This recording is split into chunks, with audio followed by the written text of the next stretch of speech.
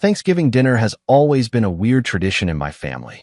Not weird because of the food or the people. We're not the kind of family that deep fries a turkey in the backyard or starts food fights over cranberry sauce. No, it's weird because it always feels like a performance. A performance of what a functional family should look like, with polite smiles, clinking glasses, and scripted jokes that everyone's heard 100 times before. But beneath it all, there's this constant hum of tension, like everyone's just pretending. Like we're all reading from a script none of us really believe in anymore. My name's Spencer. I'm 33.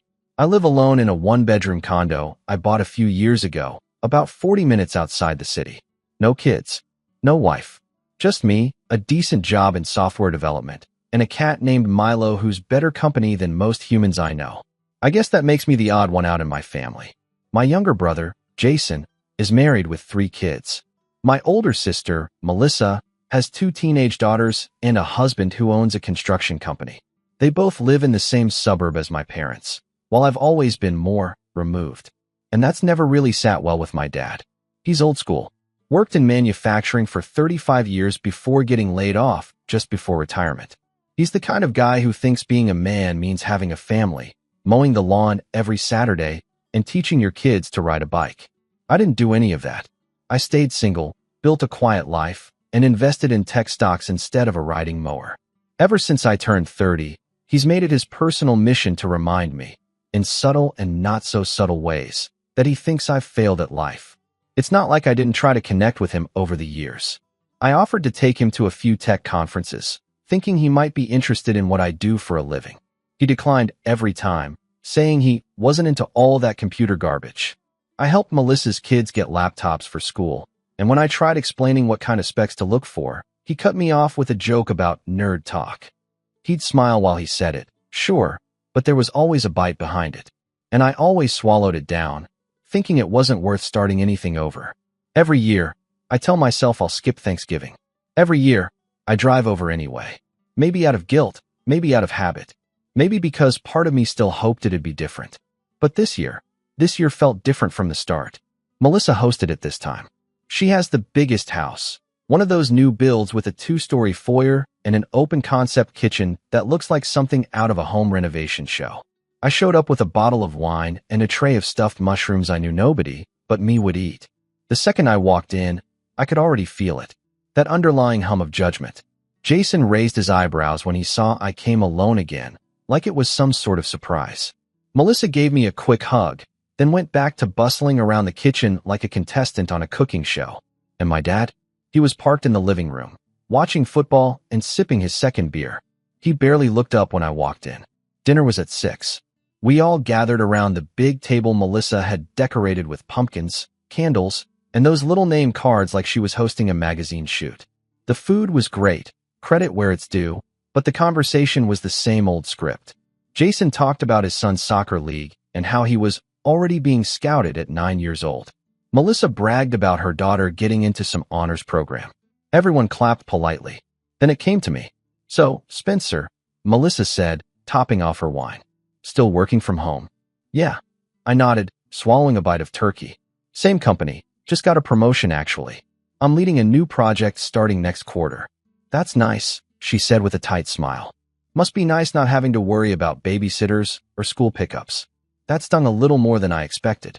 I forced a smile and took another sip of wine. I've gotten used to those little comments, those polite digs masked as casual remarks.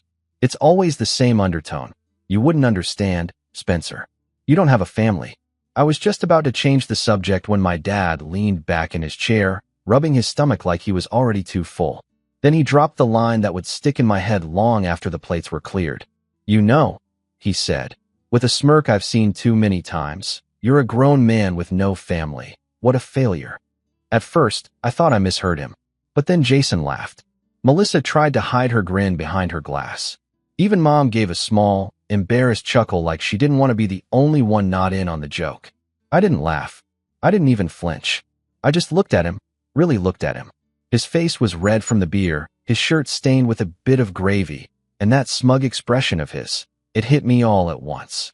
The years of comments. The dismissive looks. The way he never really saw me unless it was to make me smaller. I felt this slow, creeping heat build in my chest, but I didn't let it boil over. Instead, I smiled. Calm, collected, almost amused. Funny, I said, wiping my mouth with my napkin, coming from someone whose rent I've paid for the last 6 years. The laughter stopped like someone had yanked the cord out of the wall. The silence that followed was so sharp you could hear the hum of the refrigerator in the next room. My dad blinked, the smirk vanishing from his face. Jason stopped mid-chew. Melissa's wine glass paused halfway to her lips. Even my mom looked confused. I didn't say anything else. I let the silence sit. Let it breathe. Let it grow. Then I added, that ends tonight. And that was when everything started to unravel. The silence after I said those words was heavy. Not dramatic, not cinematic, just heavy, like a weighted blanket soaked in cold water. Everyone at the table was processing it in their own awkward way. Jason stared at me like I'd just slapped our dad in the face. Melissa blinked in confusion, probably wondering if I was bluffing. My mom opened her mouth, closed it, then looked down at her plate. And my dad, he just squinted at me, like maybe he'd misheard, or maybe his hearing was finally starting to go. I almost hoped he had, for his sake. But I meant what I said. Every word. The truth is, my parents have been living in the same old house since I was a teenager. It's not a bad place. 2 stories, decent backyard, a little outdated, but nothing falling apart. After Dad got laid off at 59, he never really recovered financially. He applied for a few jobs here and there, but deep down, I think he felt humiliated. Mom picked up part-time work at a local gift shop to cover groceries and small expenses, but the mortgage and utilities were a different story. 6 years ago, I stepped in, quietly, without any announcement, without conditions.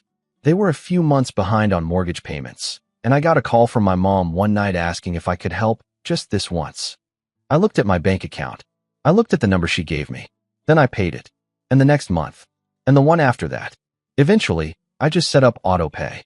I told myself it was temporary, just until they got back on their feet. They never did. They never thanked me either, not really. It became this unspoken arrangement, like a subscription they assumed came with no cancellation policy. I didn't mind at first. I was making good money, living alone, no big expenses. But the longer it went on, the more I noticed something that gnawed at me, the entitlement. They never asked how I was doing financially, never once offered to pay back a dime. My dad never even pretended to be grateful. Instead, he kept treating me like a disappointment, like the fact that I didn't have a wife and 3 kids automatically made me lesser. And tonight, after all those years of quiet support, he had the nerve to mock me, to say I was a failure in front of the whole family like I was some punchline. No, so I said it. That ends tonight. My dad slowly leaned forward, placing both his hands on the edge of the table. His voice was quieter now, lower, controlled. What did you say? I didn't blink. You heard me. Melissa set her glass down a little too hard. Spencer, are you seriously saying you're going to stop helping them? Over a joke? A joke, I repeated, keeping my voice level. Sure, let's call it a joke. Just like when Dad said I was probably one of those people who marry their computer last year. Or when he asked if I was too scared of real life to have kids. Or when he said my cat was the only legacy I'd ever leave behind. Jason leaned back, arms crossed. Come on, man. He didn't mean anything by it. That's just how he talks. Right? I said, nodding slowly. And this is just how I respond now. Mom finally spoke, her voice soft but frantic. Spencer, honey, can we not do this here? It's Thanksgiving. Please. But it was already done. I stood up and carried my plate to the sink.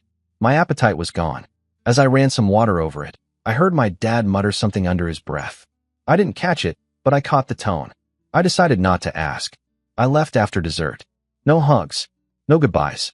Just a stiff walk to the front door, the sound of muted voices behind me, and the sharp cold air slapping me in the face as I stepped outside. When I got home, I sat in the dark living room for a long time, Milo curled up beside me, purring gently. I wasn't angry. Not exactly. It was something heavier, an exhaustion that sat deep in my chest. Like I'd been holding up a roof for years, and tonight, I finally let go. The next morning, my phone blew up.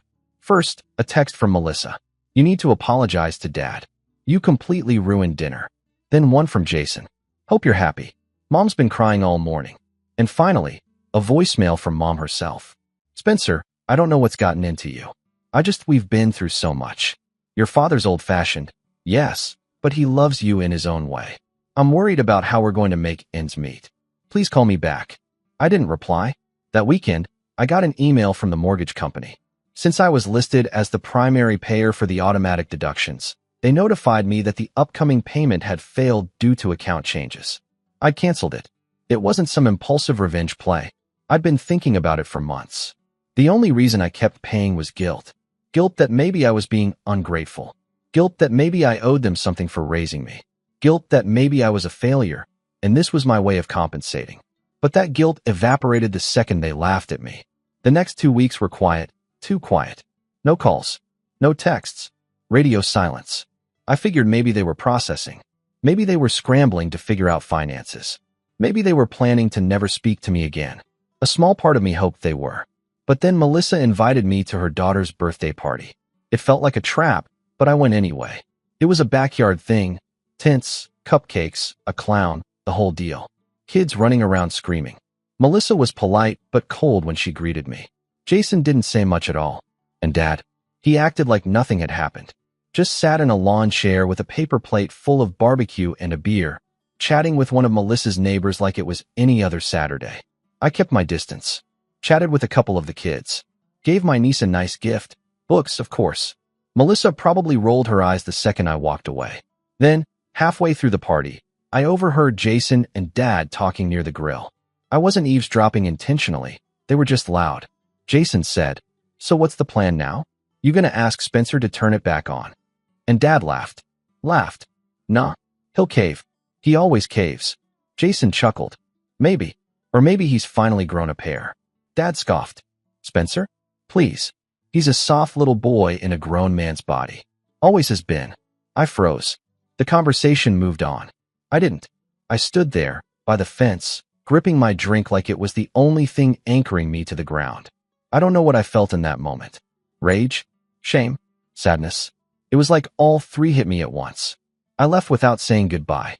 That night, I called the mortgage company and had my name removed from the account. They said it would take a few days, but once finalized, they'd be fully responsible for their payments. I felt a weight lift off me. Not all of it, but enough. I wish I could say that was the end of it, that they took the hint, that they learned something. But of course, they didn't. 2 weeks later, Melissa showed up at my door. She didn't text, didn't call, just showed up on a Sunday morning, holding a binder and a forced smile. "I need to talk to you," she said. I let her in. She sat on my couch, flipped open the binder, and launched into a well-rehearsed speech. Apparently, the family had come up with a shared financial responsibility plan. Jason would contribute some monthly support. Melissa and her husband would cover utilities. And they wanted me to resume covering the mortgage, just until things stabilized. I stared at her. "Melissa, I already said I'm done. This isn't just about you, Spencer. It's about Mom and Dad. About family. No, it's about control." She frowned. "What's that supposed to mean? You all act like helping them is my obligation. Like I've somehow failed you all by setting a boundary. But I never signed up to be their safety net. And I'm tired of being treated like the family ATM that nobody respects." She closed the binder a little too quickly. "Well," she said, standing, "don't come crying to us when you're old and alone." I smiled. "I won't." After she left, I stood by the window and watched her drive away, my heart pounding with something that felt like peace, and something else I couldn't quite name. But that peace didn't last long. 3 days later, I got a notification from my bank. A large, unauthorized withdrawal had been attempted from my account. Flagged and denied. I checked the details. It was the old mortgage payment amount. I hadn't just canceled it. I'd removed my bank information. But apparently, someone had tried to use the routing numbers from an old statement. Someone who had access to my personal documents. Someone like my father. I stared at the screen, jaw clenched. And that's when I knew. This wasn't just about disrespect anymore. It was betrayal.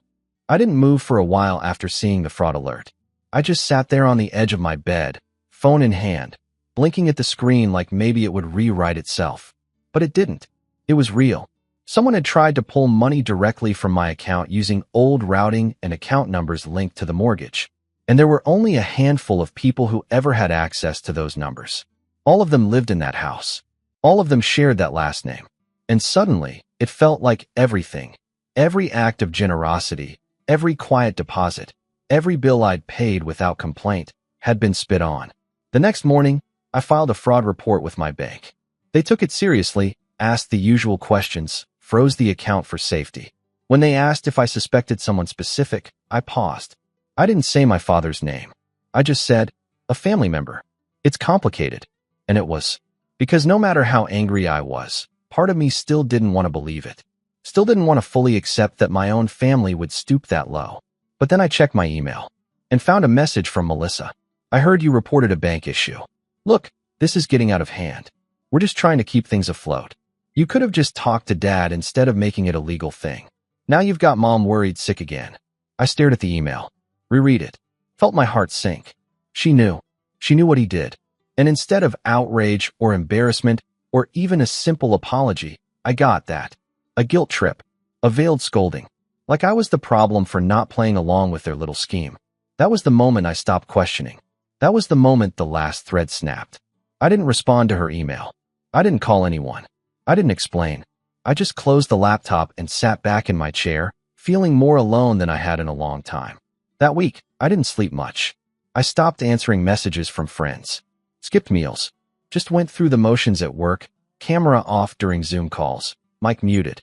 My code started slipping, little bugs, missed deadlines. My manager noticed. She reached out, asked if everything was okay. I told her I was just overwhelmed. She said I should take a few days. I didn't argue. I thought about driving somewhere, just packing a bag and disappearing for a while. But I didn't even know where I'd go.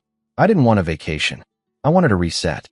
One night, I sat on my couch, Milo curled up in my lap, and just let it all out. The anger, the sadness, the confusion, the deep, gnawing ache of realizing that the people who were supposed to love me unconditionally had placed conditions on everything. That their love came with strings.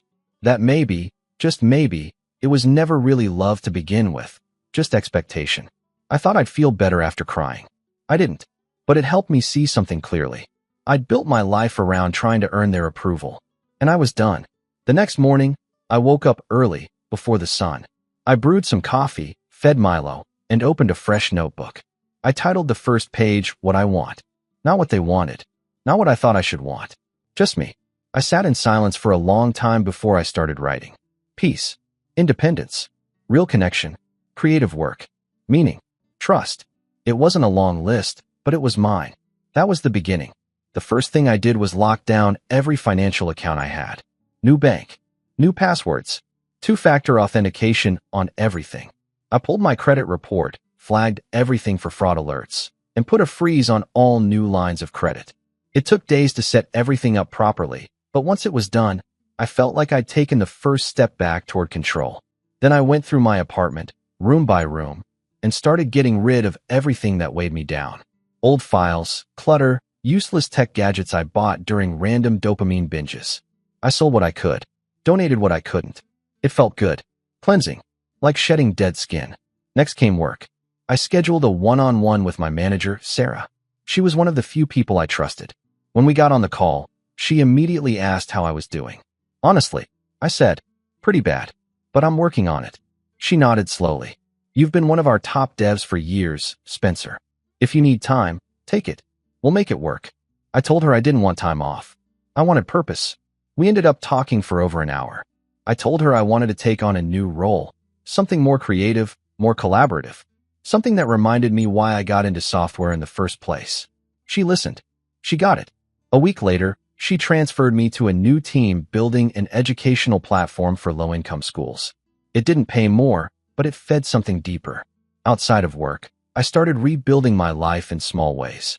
I joined a local running group. I'd never been a runner, but I figured I needed something to get me out of the apartment and into fresh air. The first run nearly killed me. I was out of breath in 5 minutes. But I went back the next week. And the week after that, I took a pottery class. Something about shaping clay with my hands felt grounding. The first few pieces looked like deformed blobs, but I didn't care. I was doing something just for me. No goal, no approval, just the joy of creation. I reached out to an old friend from college, Naomi. We used to talk almost daily back in the day, but life pulled us in different directions. She was surprised to hear from me, but happy.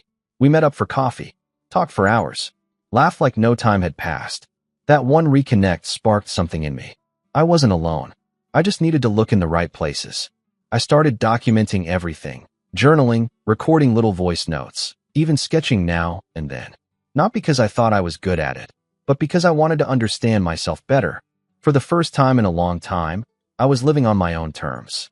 But even as I rebuilt, the shadow of my family loomed. They hadn't contacted me since the bank incident. No apologies. No explanations. Just radio silence. Part of me expected it. Part of me still hoped someone, anyone, would reach out and try to make it right. Then, a month later, it came. A letter. Handwritten. No return address. It was from my mom. Spencer, I don't know what's happening anymore. I feel like everything's falling apart. Your father says you're being dramatic, but I don't think you are. I think you're hurting. And I hate that I didn't see it. We've made a lot of mistakes. I've made a lot of mistakes. I don't know how to fix any of this, but I wanted you to know that I love you. Not because of what you do for us. Not because of money. Just because you're my son. I hope you'll write back. Or call. Or visit. Love. Mom. I stared at that letter for a long time. Read it twice. Then folded it carefully and slid it into a drawer. It meant something. But it wasn't enough. Not yet. Because while my mom might have seen the cracks, my father was still pretending there was no damage. No consequences. No betrayal. And as long as he did, nothing would change. I was healing. Growing. Rebuilding. But I hadn't forgotten. Because the truth was still sitting there, in the background, waiting. They crossed a line. And the moment would come, soon, when I'd make sure they finally understood what it cost them. I didn't reply to the letter. I kept it, though, not out of sentiment, but because it marked a turning point. The moment they blinked first. The moment the house of cards they'd built, this illusion of unity, respect, and family loyalty, finally started to collapse. For weeks, I kept moving forward. Waking early, running 3 times a week, working on the education platform project with a team that actually respected me, rebuilding friendships and slowly expanding the narrow little world I'd lived in for years. Every part of my life was improving, except one. That one corner of my mind that still burned with the memory of my father's voice. He'll cave. He always caves. That phrase looped like static in the back of my head, taunting me in the quiet moments. It wasn't just the insult. It was the truth behind it. Because he wasn't wrong. Not before. I had caved. Again and again. I paid. I showed up. I swallowed my pride and pretended everything was fine while they chipped away at my dignity. I didn't push back because I didn't think I was allowed to. Because I believed that if I just kept giving, eventually they'd see me differently. They never did. And now I was done waiting for them to learn. They were going to feel it. I didn't want to go nuclear. Not out of impulse. I wanted it to matter. I wanted the moment to stick, not just for them, but for me. I wanted to make a clean cut. A declaration. Something they couldn't ignore or laugh off as another one of Spencer's moods. So I started planning. The first step was understanding exactly how far the damage went. I pulled every financial record I had connected to them. Mortgage statements, utility payments, insurance, tax assessments. I combed through 6 years of transfers, payments, paper trails. And what I found hit me harder than I expected. Over $112,000. That's how much I'd poured into that house. Not counting groceries or the emergency credit card charges Mom made on my account when the fridge broke down or the car needed repairs. Just mortgage and utilities. Just the basics. I sat with that number for a long time. Not because I wanted the money back. I knew I'd never see a cent of it, but because it made something undeniable. I was the reason they still had a roof over their heads. I wasn't a failure. I was the one keeping their failure from being public. And now, I was done hiding it. The second step was checking the deed. I had a suspicion, but I wanted to confirm it. I logged into the county assessor's site and looked up the property, my parents' address. And there it was, in black and white, joint ownership between my mom and dad. No mention of me. No legal tie. For 6 years, I paid for a house I had no legal claim to. I might as well have been donating to a stranger. That was the last thread I needed to cut. The next day, I scheduled a meeting with an attorney. Not to sue them. I wasn't interested in dragging it through court, but to make sure every possible financial link between us was severed. I wanted to be free. I gave her the full rundown, every document, every email, every connection. She listened, took notes, asked the occasional clarifying question, then leaned back in her chair with a look that was both empathetic and impressed. "You've already done most of the work," she said. We'll get the rest squared away in a few days. You've got nothing tying you to them now, except history. That's when I told her the last part of the plan. Because I didn't just want to walk away. I wanted to leave a mark. You're within your rights, she said when I finished. Just be sure you're ready for what happens afterward. I am, I said. And I meant it. The next step? Reclaim the narrative. They'd spent years painting me as the weird, reclusive older brother who never quite fit in. The one who couldn't hold a conversation at family dinners without making it awkward. The one who was too sensitive, too quiet, too distant. And even when I was the one paying their bills, they made sure everyone thought I was barely holding my life together. That ended now. I started reaching out. Not to stir up drama, but to tell the truth. I messaged my cousin Leah, one of the few relatives I actually liked. We hadn't talked much over the years, but I remembered her defending me once at a barbecue when Dad made a joke about me being a stay-at-home bachelor. Hey Leah, I wrote. Hope you're doing okay. Just wanted to clear something up in case you heard the wrong version of what happened last month. I explained, briefly but honestly, what had gone down. I didn't insult anyone. I didn't exaggerate. I just laid out the facts, how long I'd supported my parents, how little appreciation I got in return, and what finally pushed me to walk away. She replied within the hour. Spencer, wow. I had no idea. I always thought something fell off at those family things. I'm really sorry. You didn't deserve that. Thank you for telling me. That gave me the green light. I reached out to a few other relatives, quiet ones, the kind who kept their heads down at holidays. Aunts, uncles, a couple of second cousins I barely knew but who'd always been polite to me in passing. I didn't send them essays. Just the truth. Most of them responded with understanding. Some even shared their own experiences, times my father had steamrolled them, times they'd seen how Jason and Melissa were treated with open favoritism. It was like lifting a curtain I didn't know had been there. And behind it, a whole chorus of people who'd silently noticed what I thought only I had seen. It didn't take long for word to spread. I never asked anyone to choose sides. I didn't need to. The final phase of the setup took shape 2 weeks later. Melissa was hosting Mom's birthday party. She made it clear I wasn't officially invited, but that I could stop by if I wanted to make things right. The message came through Leah, who decided to act as a neutral party. Apparently, Mom wanted me there. Dad didn't. Jason was still upset. Melissa was cautious. It was the perfect opportunity. I told Leah I'd come, but I didn't show up empty-handed. I brought 3 manila envelopes, each sealed and labeled. One for Melissa, one for Jason, one for my father. Inside each envelope was a simple, professionally printed packet. A summary of financial contributions I'd made to the household over the years. Dates, amounts, bank statements, proof. No fluff, no emotion, just facts. Each packet ended with a letter. Not an angry rant, not a guilt trip.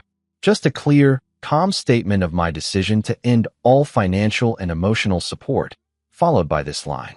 If you choose to see me as the villain in your version of this story, that's your right. But I'm done shrinking myself to make you feel bigger. I arrived halfway through the party. People were milling around the yard, kids running through sprinklers, pop music playing on a Bluetooth speaker. I got a few surprised looks when I walked in, wearing a clean button-down, sunglasses, and the kind of confidence I'd never brought to family events before. Melissa approached first. She looked nervous. Spencer, you actually came. I handed her the envelope. What's this? Closure. She blinked. What does that mean? You'll figure it out. Jason saw me next. His smile faded when I handed him his envelope. You're doing this now? Yes, I said. Now. Finally, I found Dad.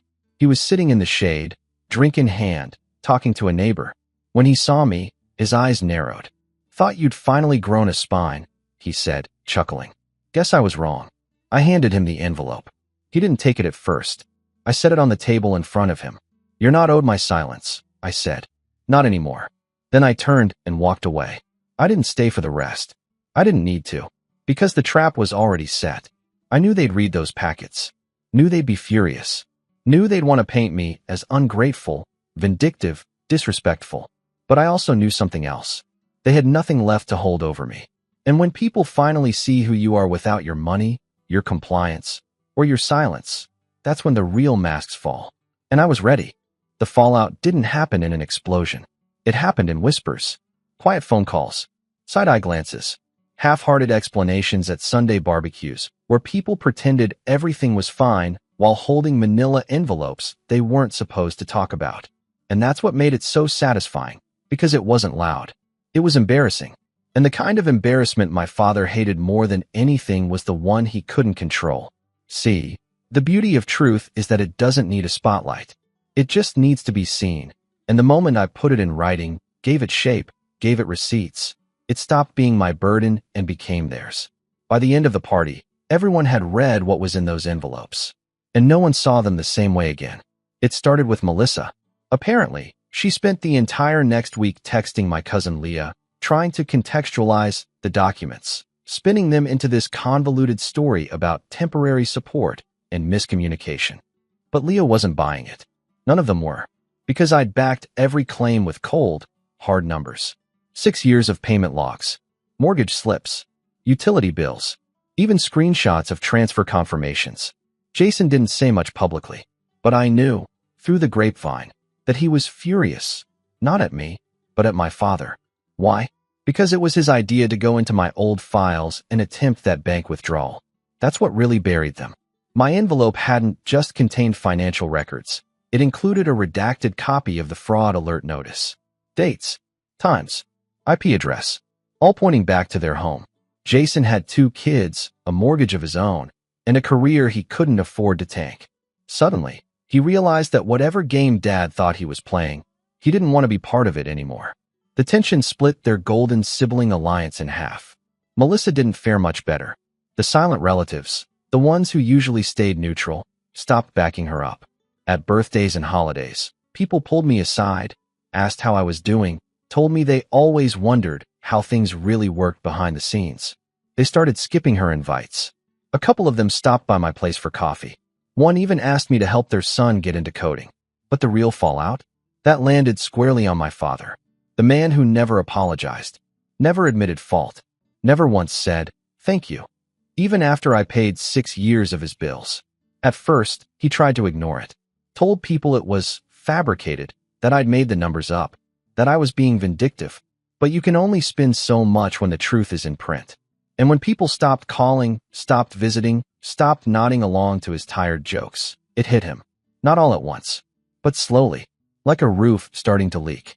I didn't hear from him for 2 months. Then one afternoon, I got a letter. Not from my mom. From him. "Spencer, you think you're so smart. So above it all. You embarrassed me.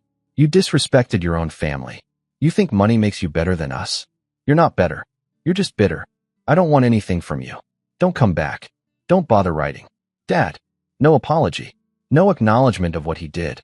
Just wounded pride wearing a mask of anger. But I read between the lines. That wasn't the voice of a man in control. That was a man scrambling to save face after the curtain fell. So I didn't write back. I didn't need to. Mom wrote again, a few weeks later. A real letter this time. Honest. Sad. She apologized for staying silent. Said she didn't know about the bank stunt until after it happened. She begged me to forgive her, to remember who she used to be. She told me she was thinking of leaving him, that the house had become too heavy to live in. That letter shook me, because I still loved her, even after everything. And I believed her, because her guilt came from a real place. But I also knew it wasn't my job to save her. Not anymore. So I wrote back, carefully. "Mom, I love you. I always will. But I can't carry this family anymore. I've built something for myself, something healthy, something mine, and I'm not going back to the version of me that made it okay for others to treat me like I didn't matter.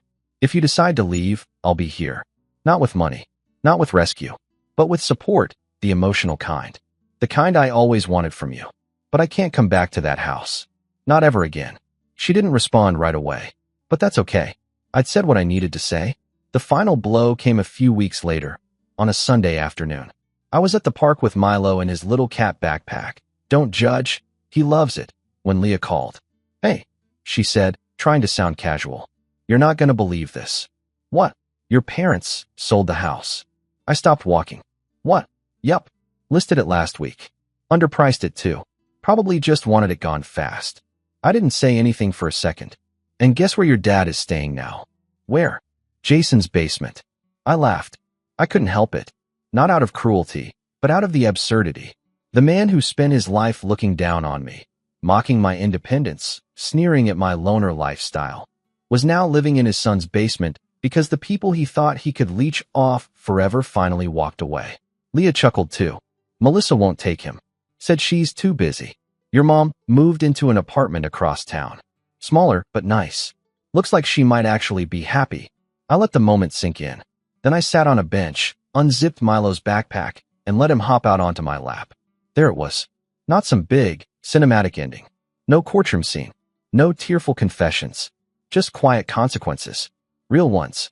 I'd stopped being the family's emotional punching bag. I'd told the truth. I'd walked away. And now, they were sitting in the mess they'd made, while I finally had a life that felt like mine. I didn't need revenge in the traditional sense. No flames. No screaming. No grand finale. I just needed one thing. Freedom. And I got it. He'll cave, my father said. He was wrong.